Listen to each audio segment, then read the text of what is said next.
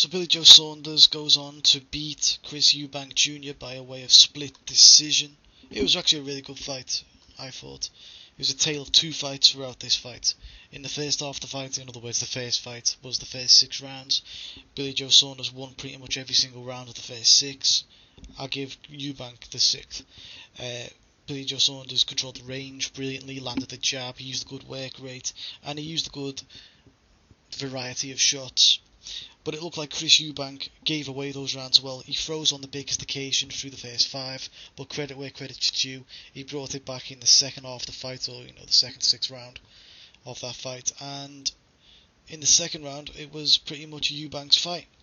Billy Joe Saunders just doesn't have good stamina.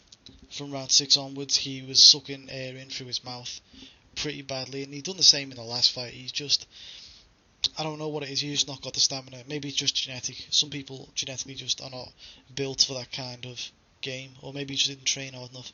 I think he did train hard enough, but he's just not built for that kind of game. He's not going to ever have good stamina. Billy Joe, but he kept going. I'll give him credit where it's due. He did carry on. He took some hellacious shots in the second half of the fight, and he done well, and he won the fight in the end. Chris Eubank Jr. managed to get on the inside.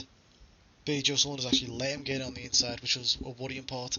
He started to smother Billy Joe Saunders, and he landed the uppercut and body shots pretty much at will, and was swinging wildly with hooks. That's his main issue. He didn't have great accuracy with his wide punches and hooks.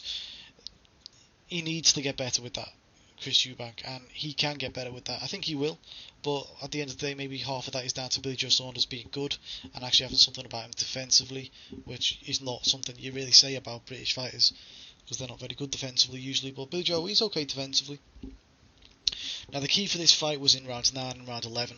Those were what I've marked down here as swing rounds, and they were inside like a sea of Chris Eubank rounds, because I gave Eubank pretty much every round from round 6 to round 12, except for rounds 9 and 11, which swung for Billy Joe Saunders, just because I thought Billy Joe Saunders done a lot more than he did in the previous rounds, and Eubank didn't do as much as he was doing compared to the other rounds, obviously minus rounds 1 to 5, which he lost hands down.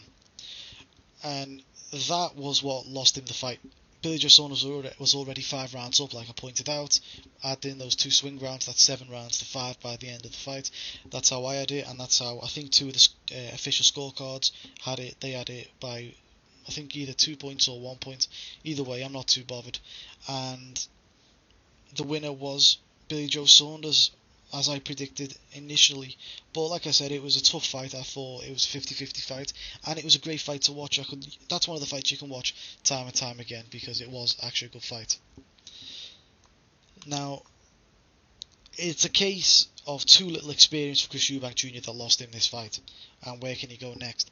You see, I've been wanting him to fight the likes of Eamon O'Kane, Spike O'Sullivan, Nick Blackwell, guys like that, before he got in the ring with Billy Joe Saunders, because those are decent measuring sticks for where Chris Eubank would be at. Right. But he didn't fight none of them guys. He went straight into this one, and that was a big gamble. And sometimes when you gamble, you win some, you lose some. And this one, they lost one. They lost all their money on this one. But he can come back from it, I think. If he had the experience of fighting guys like Eamon O'Kane, away from home, say Fort Kane away from home, he had the fans screaming at him, he had this experience of people like Blackwell who are not going to give him an inch, who are going to come forward and fight him, for every single round that he can, that he can stand up to it. He would have won this fight, I think, but, he just didn't, he didn't have the experience. He didn't fight O'Kane, he didn't fight Spike O'Sullivan, he didn't fight Blackwell, and for that reason he went in, he froze, I think, in the early rounds, and that's what lost him the fight.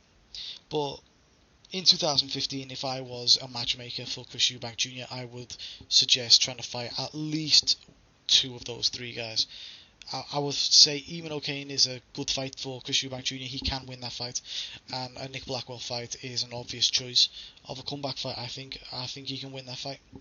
Honestly, he can obviously come back from that loss. Well, a loss in boxing doesn't mean nothing. Loads of good fighters have lost. It wasn't a devastating loss, and he will have learned a lot from that loss.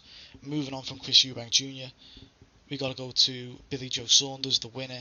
He says he's going to be back in the ring in February 2015. Obviously, we do not know who he will be fighting as of yet, but we can speculate. Willie Monroe Jr. could be maybe one of the opponents. If he's going the American route, Caleb Trout, he could maybe be another one of those guys. But if he's not going the American route, it'll just be a European level fighter. I'm not sure who that would be. He's pretty much bossed the European level right now. Billy Joe Saunders already got the titles, and I don't see the point in him fighting at that level anymore. I think there's a guy who was like, I can't remember the guy's name. I'm sure there'll be some European level fighters out there for him that he could fight at middleweight. If not, who knows? But he's basically going to take a keep busy fight until he knows who's going to win the Korobov versus Lee fight, and then he'll know who he's going to fight for the world title. Now, I do like Billy Joe Saunders to win the world title against one of those guys.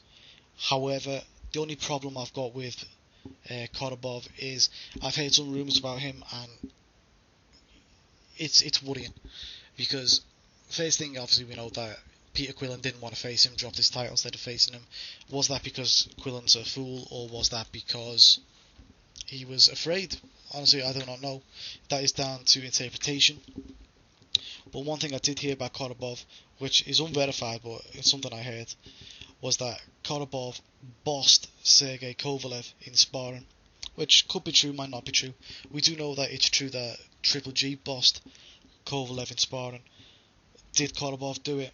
I don't know, but maybe that's another reason why Peter Quillen decided not to take the fight. Or if it's totally not true, then I would favour Billy Joe Saunders over Korobov even more, should he get past Andy Lee. If Andy Lee wins that fight, I think that's an instant fight they could make, Billy Joe Saunders versus Andy Lee. But we'll see what happens in that fight. Billy Joe Saunders wins this fight. Chris Eubank Jr.'s got to go back to the drawing board. But like I said, it's not bad for Chris Eubank Jr. to go back to the drawing board. There's no pressure on him now. He can come back from this loss. It was not devastating, like I said before, and he's just got to fight some of those guys who are there at the English title level first, maybe British title level, and he's got to move up through them ranks. Once he gets some of them victories under his belt, I think he'll be a good fighter. Like I said, once again, it was the experience or lack of that won and lost the fight. Billy Joe Saunders had the experience of the big fight. Eubank didn't. Eubank froze early, and he rallied late but didn't do enough. So that's what it is. Tell me what you thought about the fight.